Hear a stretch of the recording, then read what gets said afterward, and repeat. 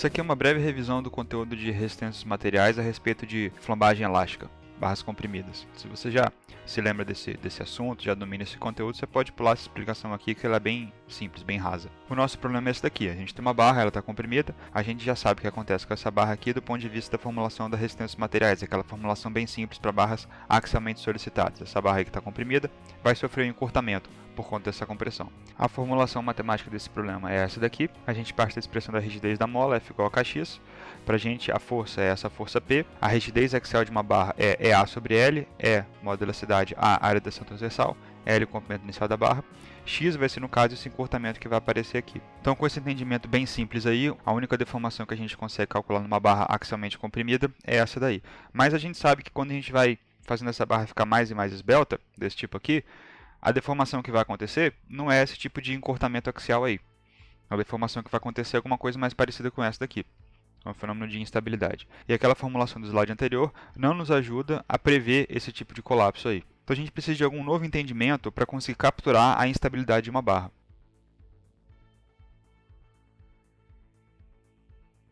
Então, para começar a falar sobre instabilidade, vamos falar primeiro sobre estabilidade. Qual que é o objetivo que a gente quer atingir? Qual que é o objetivo que a gente quer atingir quando a gente projeta uma estrutura? Ela tem que, obviamente, ficar em pé, não pode cair, então não pode sofrer ruptura em nenhum dos seus elementos, mas a estrutura também tem que ter o que é chamado de estabilidade. O que é isso? Imagina que eu tenho essa treliça da imagem, por exemplo. Se eu vou e me penduro no nó dessa treliça aí, eu estou modificando a condição de carregamento sobre ela. Ou imaginem que eu vá lá e golpeie esse banzo inferior dela e dou um tapa nesse banzo inferior. O que vai acontecer? Ele vai vibrar um pouquinho, ele vai oscilar, vai fazer um barulho, e eventualmente ele vai parar de oscilar, vai retornar à posição inicial que ele tinha antes. Isso é o sinal de uma configuração estável. Então a minha estrutura tem estabilidade, porque eu apliquei uma pequena perturbação nela, no caso eu dei um tapa nesse banzo aí, isso agiu como uma pequena perturbação, modificando ligeiramente a posição dessa estrutura, e ela conseguiu retornar à sua posição inicial. Isso para a gente é estabilidade. Recordando lá da física, a gente tem esses três tipos aqui de estabilidade. A gente tem, à esquerda, uma estrutura estável. Se eu pego essa bolinha azul aí e movo essa bolinha azul lateralmente para a esquerda ou para a direita, ela tende a voltar para o centro. Então ela corre, sobe, eu solto, ela oscila e volta para a posição inicial dela. Esse é o equilíbrio estável. É isso que a gente quer atingir nas nossas estruturas. A gente quer que, dado uma pequena perturbação, e perturbações vão existir, seja uma carga de vento, seja uma carga móvel, seja lá o que for, as perturbações vão existir. Dadas as perturbações, a estrutura pode oscilar, mas vai voltar ao seu ponto de equilíbrio estável. O segundo caso é o caso do equilíbrio neutro. Nesse caso, a posição da esfera aí é indiferente. Se eu empurro ela um pouquinho para o lado, ela vai para cá. Se eu empurro ela para o outro lado, ela vem para cá. Isso a gente não quer nas nossas estruturas, porque a gente quer que obviamente, se eu coloquei um pilar aqui, eu quero que ele fique aqui. Eu não quero que a posição dele seja opcional. Eu empurrei para cá, ele veio e ficou. Isso não faz sentido.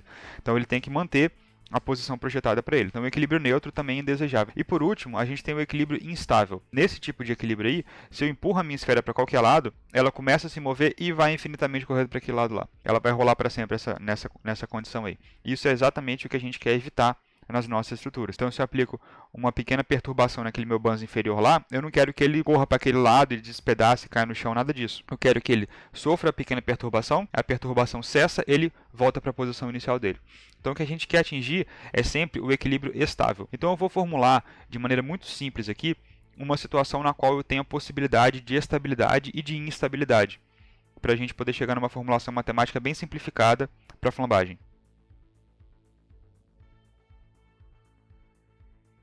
Então, para o estudo da instabilidade, eu vou começar com uma estrutura muito simples. Eu vou imaginar essas duas barras aqui. Essas duas barras para mim vão ser rígidas, a vermelha e a azul. Isso quer dizer o quê? Elas não se deformam. Então, se eu aplico qualquer esforço aqui, elas mantêm sempre a forma original. Então, eu vou pegar essas duas barras aqui, vou imaginar que elas estão associadas da seguinte maneira. E o que eu vou fazer? Eu vou aplicar uma força de compressão na extremidade dessas barras. Estou aplicando essa força aqui agora. Enquanto elas permanecerem perfeitamente alinhadas, eu não tenho nenhum problema. Mas no momento que eu insiro algum tipo de pequena perturbação aqui no meio, onde essas barras se encontram, eu vou ter isso daqui. Eu perdi a estabilidade do meu sistema. Eu apliquei a perturbação e o que eu gostaria que acontecesse se esse sistema aqui fosse estável? Que eu aplicasse a perturbação, ela ficasse alguma coisa assim, eu cessasse a perturbação e ela voltasse para a posição original. Isso não acontece aqui. No momento que eu introduzo a perturbação com alguma compressão, ela vai para o espaço. Então eu vou adicionar um elemento aqui que vai ter a função de reestabilizar a minha estrutura. O que eu vou imaginar que existe nesse contato entre essas duas barras aqui é uma mola de torção. Então, quando isso aqui acontece, essa mola é solicitada, surge nela um momento que tenta estabilizar de volta essa estrutura aqui. Eu vou representar isso dessa maneira aí que está no slide. Então eu tenho por cima uma barra rígida, por baixo a outra barra rígida, onde elas se encontram eu imaginei uma mola de torção, que está desenhada ali. Então essa mola de torção age da seguinte maneira: quando eu empurro esse negócio aqui para o lado, a mola de torção fica solicitada. Quando eu paro de empurrar, o esforço da mola de torção traz a estrutura de volta à posição de equilíbrio. É isso que essa mola vai fazer. Então eu vou analisar agora apenas uma dessas barras aí. Vou analisar apenas a barra de cima. Ela fica da seguinte maneira: o comprimento dela é L sobre 2, L é o comprimento das duas barras em conjunto. A força P é aplicada na extremidade superior dela. A força P estava aplicada aqui em cima. Esse é o comprimento L sobre 2. A mola existe aqui na ponta dessa barra.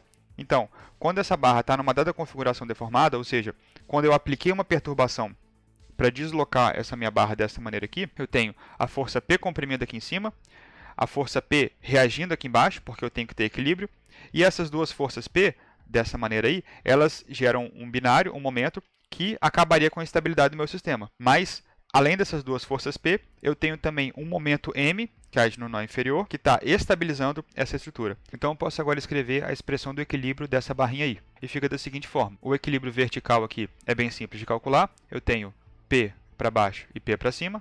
Então o equilíbrio de forças está garantido. Forças horizontais eu não tenho. E o equilíbrio de momentos aqui é dado pela seguinte expressão: o momento que atua nessa mola tem que ser igual ao momento que a força P gera em relação a esse ponto aqui. A força P vai gerar um momento que é igual ao valor da força vezes a distância até o ponto em relação ao qual eu estou medindo o momento. Então, esse momento gerado pela força P vai ser igual a força P vezes essa distância aqui. Essa distância é o comprimento vezes o seno do ângulo, que é o que está aqui. O comprimento, L sobre 2, vezes o seno do ângulo. Então, esse momento aqui tem que ser igual ao momento da mola para que eu tenha equilíbrio aqui. E o momento da mola é definido dessa maneira aqui. A mola de torção tem uma rigidez, e o momento que aparece nela vai ser função do ângulo de torção que essa mola sofreu, Δθ. Então, se a gente imagina a barra nessa posição aqui, já soltei a perturbação. Ela vai fazer, já cessei a perturbação. Ela vai ter um de três possíveis comportamentos. Primeiro comportamento possível: aquela mola vai gerar um momento grande o suficiente para trazer a barra de volta à posição inicial. Segunda situação: aquela mola gera um momento idêntico ao momento das forças P e a barra permanece exatamente nessa posição. E no terceiro cenário, o momento gerado pela mola é muito pequeno e a deformação vai se ampliando.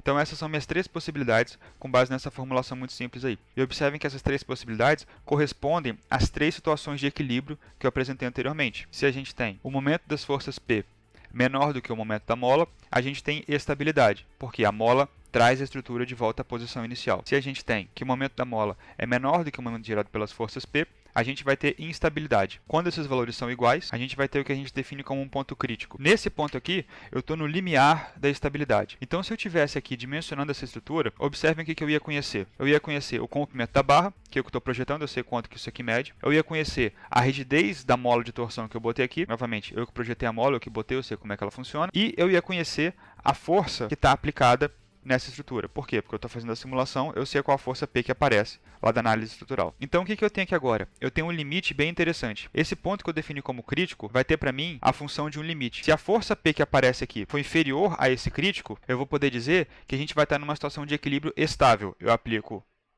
a perturbação, eu cesso a perturbação, a barra volta. Se a nossa carga P aplicada for superior a esse valor crítico aí, eu vou dizer que eu estou numa situação de instabilidade. Eu aplico a perturbação e a barra vai embora. Então, quando eu for dimensionar, eu tenho que garantir que a minha força P fique abaixo do valor de força P associado a esse ponto crítico aí. E como que eu calculo esse valor da força P? Basta igualar as duas expressões ali. Aqui eu consigo isolar o valor de P e chegar nessa expressão aqui.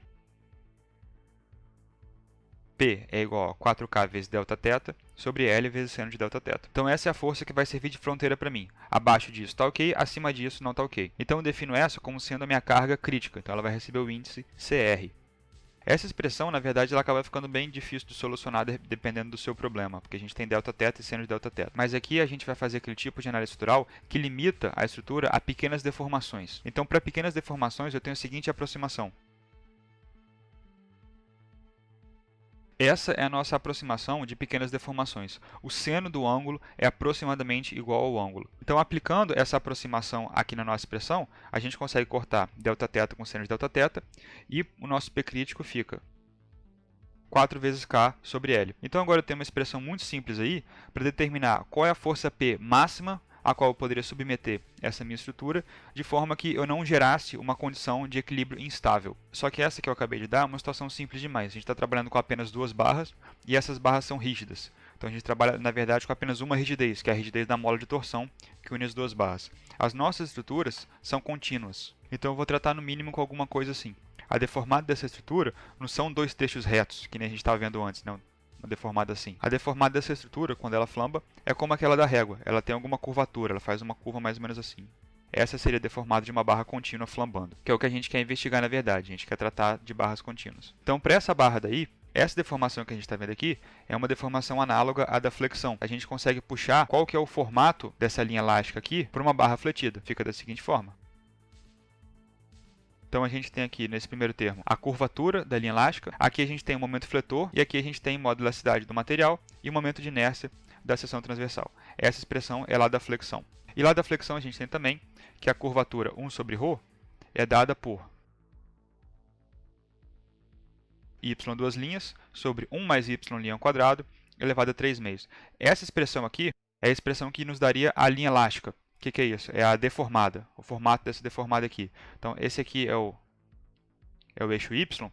Então, o que a gente vai obter solucionando isso daqui seria, ponto a ponto, a descrição matemática dessa deformada aqui. E a gente vê lá também na resistência dos materiais que essa expressão aqui à direita é bem difícil de resolver. O que a gente faz é, novamente, a aproximação dos pequenos deslocamentos. Com a aproximação de pequenos deslocamentos, essa expressão toda aí fica aproximadamente igual a apenas y duas linhas, derivada segunda da linha elástica. Então a gente fica com 1 sobre ρ, que é igual a m sobre EI, vai ser igual a y duas linhas. Então eu tenho a equação da linha elástica aqui, y duas linhas igual a m sobre EI. Na verdade aparece um sinal de menos aqui por conta da formulação. Agora, como que isso se relaciona com esse nosso problema aqui? Aqui eu apliquei apenas uma força P. Lá na análise estrutural, eu teria nessa barra aqui um diagrama de força axial com a força P constante, mas eu teria um diagrama de momento fletor nulo. Então esse m aqui seria zero. Então isso aqui não me ajuda em nada, essa expressão. Como que eu compatibilizo as duas? Eu compatibilizo da seguinte forma. Eu sei que vai existir essa deformada em arco aqui.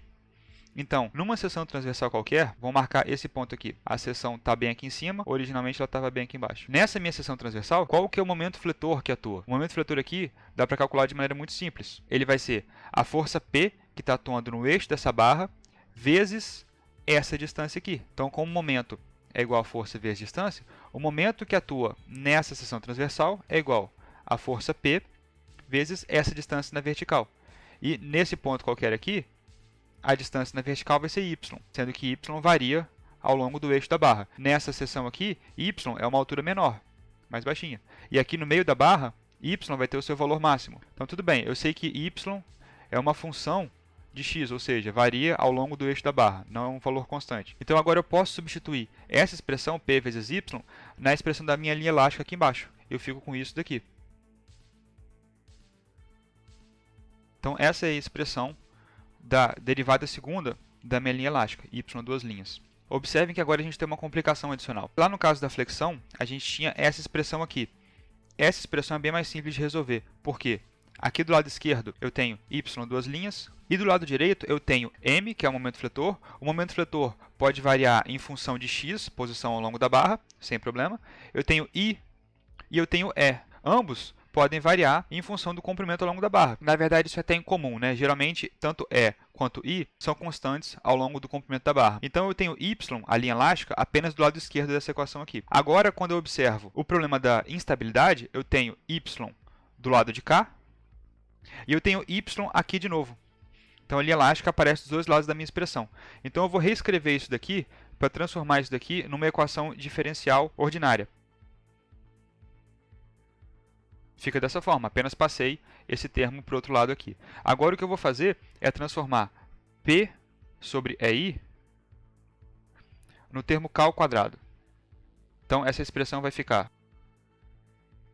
Essa é a equação diferencial que descreve o problema da instabilidade da nossa barra contínua comprimida. Essa equação diferencial aí, ela é até simples de resolver, levando em consideração que Algumas equações diferenciais são literalmente impossíveis de resolver analiticamente. Eu não vou revisar aqui a matemática de equações diferenciais, mesmo porque eu não tenho competência para fazer isso. Eu vou usar apenas a solução pronta para uma equação diferencial desse tipo aí. Para esse tipo de equação diferencial, a solução, ou seja, y, vai ser essa função aqui.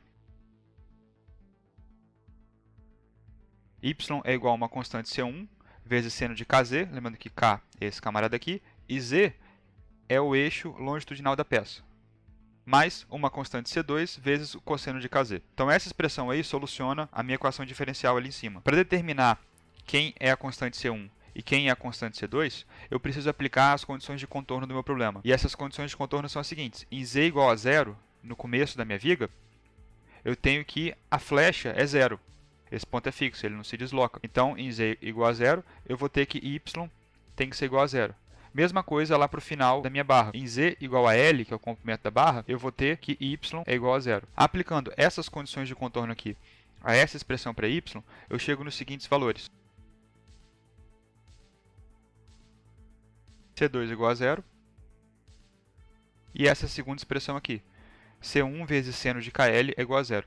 Eu não posso fazer com que C1 seja igual a 0 também, porque se C1 e C2 forem iguais a 0, y fica igual a 0 ao longo de todo o comprimento, que é incompatível com a expressão que eu quero, que faça algum tipo de arco aqui. Então, C1 não pode ser 0.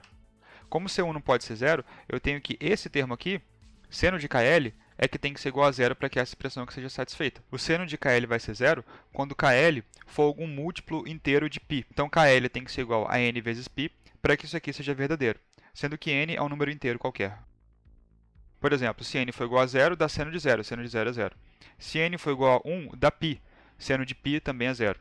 Então assim vai, n igual a 0, 1, 2, 3, qualquer inteiro é válido para zerar essa equação aqui. Então, com base nessa condição aqui, eu consigo calcular qual que é o valor de k para comparar com esse aqui de cima. Daqui eu tiro que k vai ser igual a n, que é um número inteiro qualquer, vezes π sobre L, que é o comprimento da barra. Então, isso daqui, n vezes π sobre L, é igual a isso daqui. Então, igualando esses dois termos, eu fico com a seguinte expressão.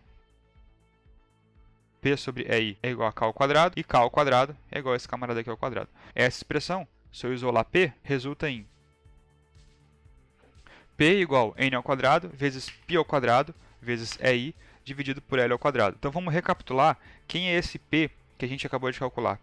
Esse P é a força axial de compressão que vai gerar alguma instabilidade nessa barra, compatível com essa equação diferencial aqui e com essas constantes C1 e C2. Então, essa expressão aqui está quase pronta para a gente utilizar. O que que falta nela? Falta esse n ao quadrado aí. Esse n ele vai ser um número inteiro qualquer. Então, essa carga P prevista por essa forma que a gente deduziu aqui embaixo vai ser a carga P que provoca a instabilidade, ou que provoca a flambagem. Mas essa expressão aí não nos dá, até o momento, uma única carga P. Por quê? Porque a gente tem aquele n ao quadrado ali. N pode ser qualquer número inteiro, então pode ser 1, pode ser 37, pode ser 90. Então, se eu posso botar qualquer número ali, eu posso obter qualquer carga P. Mas qual que é a carga P mais relevante para a gente? A gente quer conhecer a força P que faz essa barra flambar para que a gente possa, no nosso projeto, ficar abaixo desse valor de P. Então, não me interessa nessa expressão aí se eu tenho infinitos valores. Eu quero o menor desses valores. Qual que é a menor dessas forças P de instabilidade? Porque se eu tenho que ficar abaixo de todas as forças P dessa fórmula aí, basta que eu procure qual que é a menor força P que essa fórmula retorna para eu ficar abaixo dessa força P. E o menor valor não nulo que essa fórmula vai retornar para a gente vai acontecer quando n for igual a 1, que aí ele basicamente desaparece dessa fórmula aí. E a gente fica, em resumo, com a seguinte expressão. A gente tinha isso aqui, n ao quadrado, p ao quadrado é isso sobre L ao quadrado. Como eu quero fazer o menor valor de P possível, eu vou fazer com que n seja igual a 1. Ele some dessa fórmula. A carga que eu vou encontrar quando n é igual a 1 vai ser aquela minha carga crítica, que gera instabilidade. Então, esse P aqui vai receber o índice CR, indicando que ele é uma carga crítica. Então, essa expressão aqui, no final das contas, fica da seguinte forma. P crítico, que é a carga crítica de compressão que faz a barra flambar, é igual a P ao quadrado vezes E, que é o módulo de elasticidade dessa barra, vezes I, que é o momento de inércia da seção transversal, dividido por L ao quadrado, sendo que L é o comprimento da barra. Então, o que essa fórmula aqui nos diz? Ela nos diz o seguinte: se eu tenho uma barra e eu aplico uma força P nessa barra, quando essa força P atingir o valor P crítico, essa barra vai flambar, vai sofrer instabilidade. Mas observem que na nossa dedução dessa fórmula, a gente tinha uma série de pressupostos. Por exemplo, a barra que eu utilizei nesse caso aí foi uma barra birrotulada. Por uma extremidade engastada, essa minha flambagem muda de aspecto.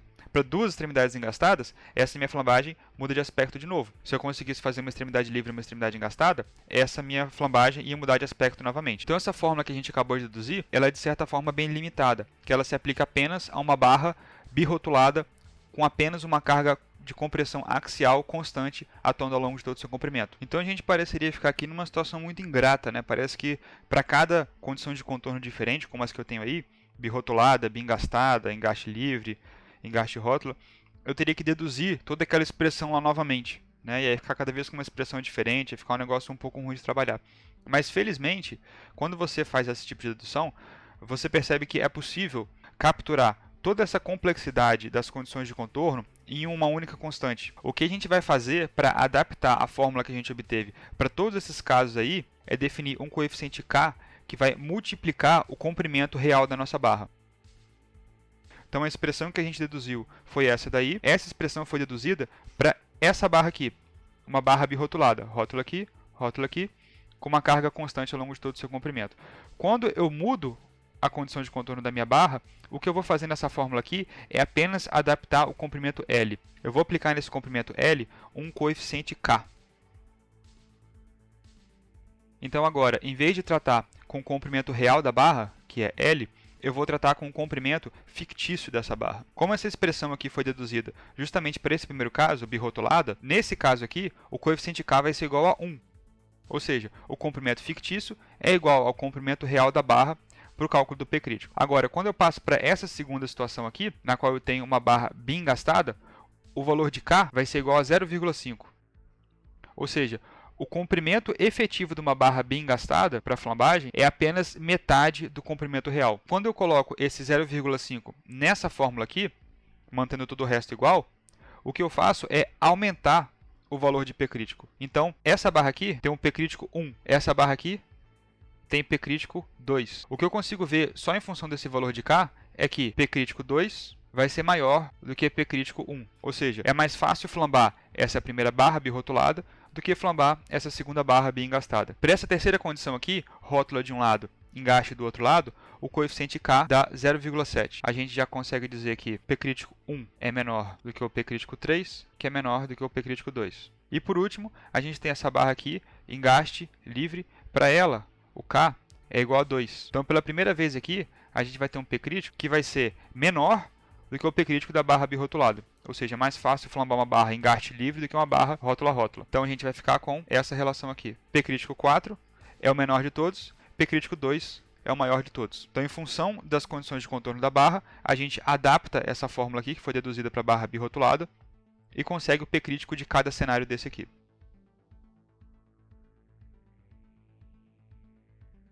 Mas essa fórmula aí que a gente acabou de deduzir para o cálculo da carga crítica, ela ainda não conta a história inteira. Tem uma coisinha escondida nela ainda. A gente tem aqui os seguintes termos nessa fórmula. Π, constante, nunca vai mudar. Módulo de elasticidade, vai depender apenas do material da barra. Momento de inércia, vai depender da seção transversal. L, depende do comprimento real da barra.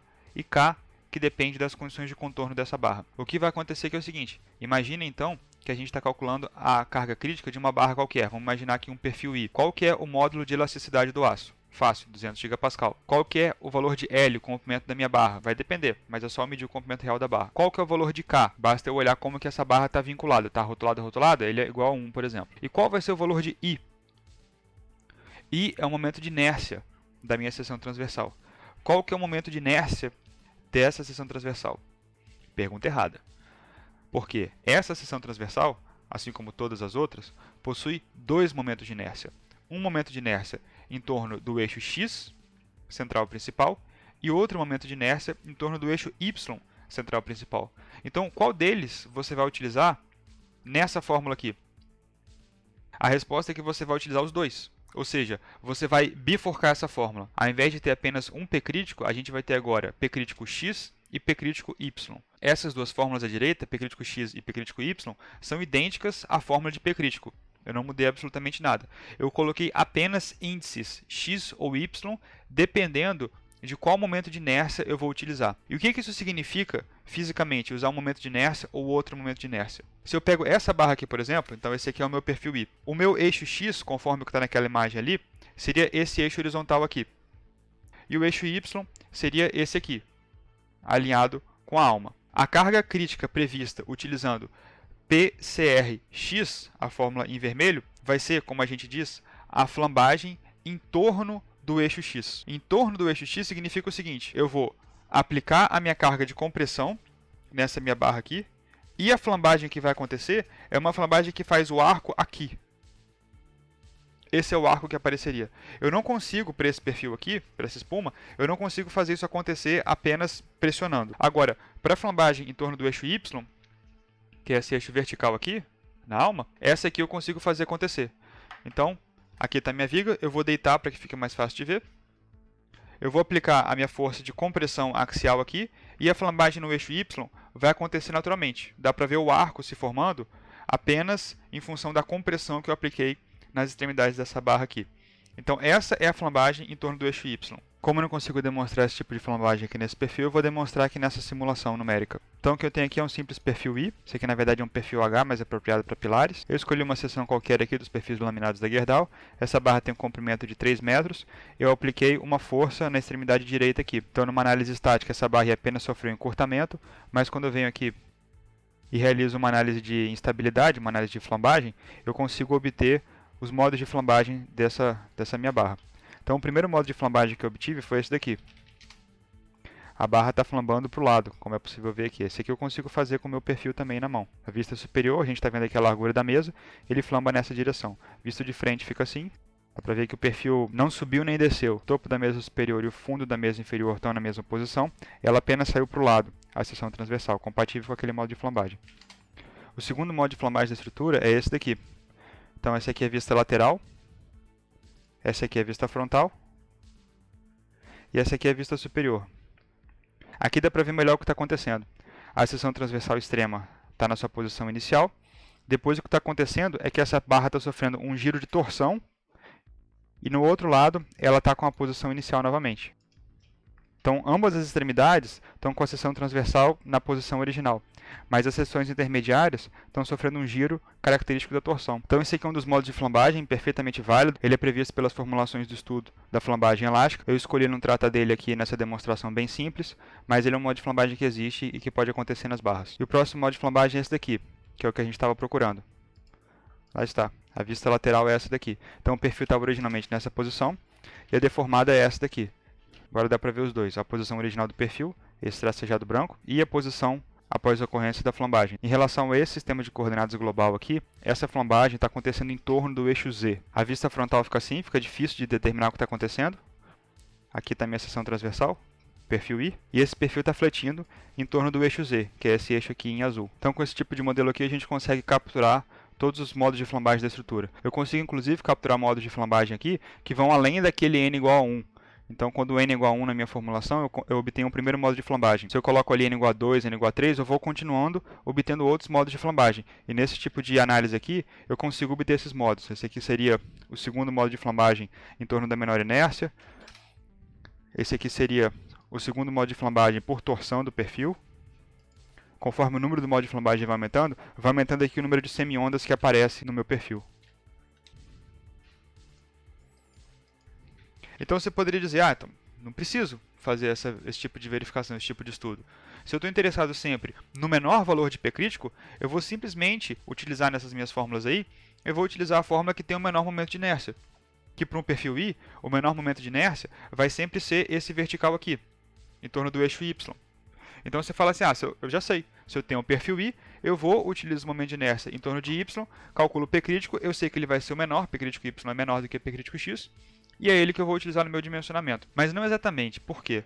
Porque observem que, além de ter colocado índices x e y no momento de inércia, eu coloquei índice x e y também no valor do comprimento real da barra, L, e no valor do coeficiente de comprimento fictício da barra, o valor de K. Por que eu fiz isso? Talvez seja um pouco difícil de compreender como que isso é possível no momento. Então eu vou começar apresentando a contradição. Vamos ver, por exemplo, Lx e Ly. Como que é possível que Em torno de um eixo, a minha barra tem um comprimento, e em torno de outro eixo, a minha barra tem outro comprimento. Como que isso faz algum sentido? Isso não parece fazer sentido nenhum. Se eu olho a minha barra assim, ela mede 30 centímetros. Se eu olho a minha barra assim, ela mede 20 centímetros. Que sentido que isso faz? O motivo da gente utilizar esses coeficientes, tanto em x quanto em y, é o seguinte.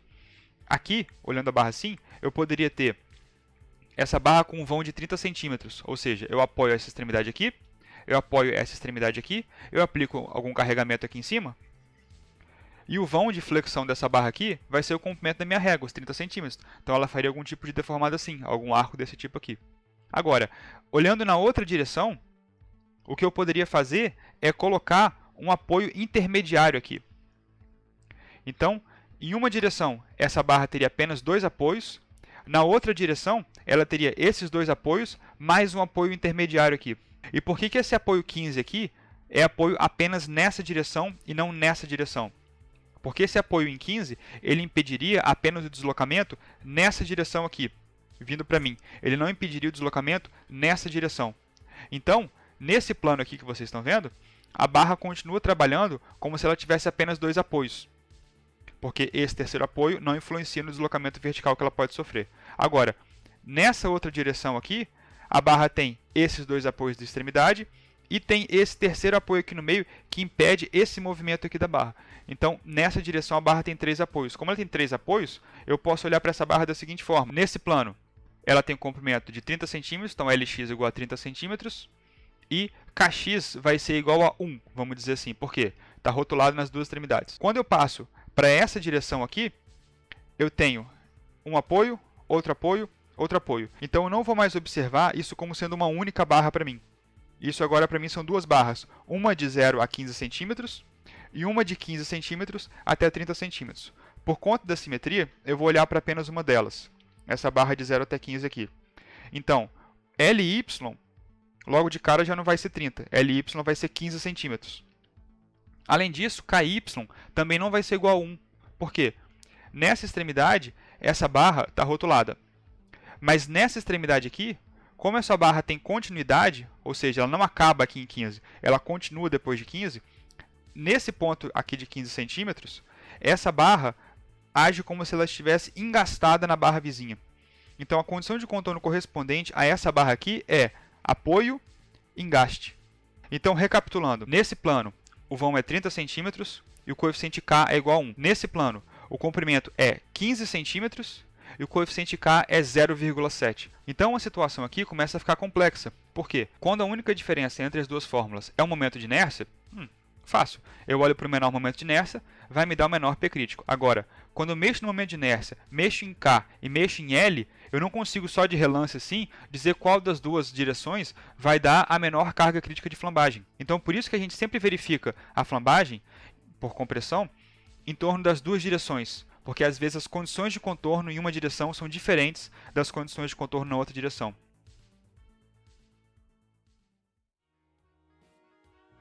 Então, a respeito da flambagem elástica de barras comprimidas, era isso aí que eu queria falar. Só uma breve revisão da resistência dos materiais. A gente viu como que a gente expressa matematicamente esse fenômeno aqui. Dá uma equação diferencial, a gente soluciona essa equação diferencial e calcula qual que é a carga crítica que gera essa flambagem. Além disso, a gente viu também que como toda barra tem na sua seção transversal duas direções principais, x e y, a gente vai ter uma carga crítica associada à flambagem em torno do eixo x e uma carga crítica associada à flambagem em torno do eixo y. Cada uma dessas cargas críticas tem que ser calculada porque, frequentemente, além do momento de inércia diferir de uma direção para outra, difere também o coeficiente K e até mesmo, em alguns casos, o valor do comprimento real da barra.